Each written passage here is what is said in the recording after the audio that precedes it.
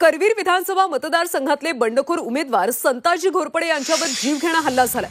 संताजी घोरपडे हे महायुतीचे बंडखोर उमेदवार आहेत। जनसुराज्य पक्षाकडून ते निवडणुकीच्या रिंगणात आहेत। रात्री प्रचारातून परतत असताना 6 ते 7 जणांनी संताजी घोरपडे यांच्यावर हल्ला केला।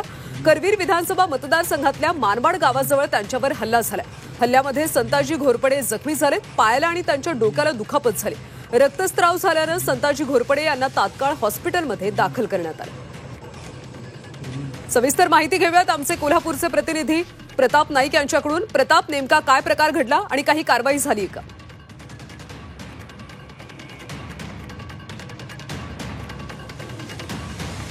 तर करवीर विधानसभा मतदारसंघातले बंडखोर उमेदवार संताजी घोरपडे यांच्यावर जीवघेणा हल्ला झालाय। संताजी घोरपडे हे महायुतीचे बंडखोर उमेदवार आहेत। सध्या ते जनसुराज्य पक्षाकडून निवडणुकीच्या रिंगणात आहेत। आपण सविस्तर माहिती घेऊयात आमचे प्रतिनिधी प्रताप नाईक यांच्याकडून। प्रताप, नेमकं काय घडलं आणि काही कारवाई झाली का? रात्री उशिरा आपण पाहतो की करवीर विधानसभा मतदारसंघातील मानवाड गावाजवळ संताजी घोरपडे प्रचारातून परतत होते। रस्त्यामध्ये त्यांना 6 ते 7 जण उभे राहिलेले पाहिले।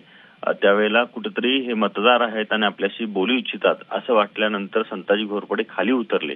त्यावेळेला 6 ते 7 जणांनी त्यांच्यावर शस्त्राने वार केला आणि त्याच्यानंतर उसामध्ये पळ काढलेला आहे आणि त्याचबरोबर जात असताना मोठ्या प्रमाणात दगडफेक केली।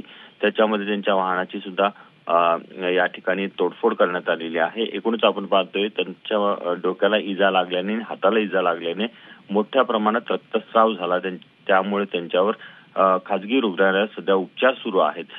हे संताजी घोरपडे जे आहेत ते महायुतीचे उमेदवार जे आहेत शिवसेनेचे चंद्रदीप नरके यांच्या विरोधात त्यांनी बंडखोरी केलेली आहे आणि जनसुराज्य प्रताप, त्यामुळे या सगळ्या प्रकरणी काही कारवाई होते का याकडे लक्ष असणार आहे। धन्यवाद माहितीसाठी।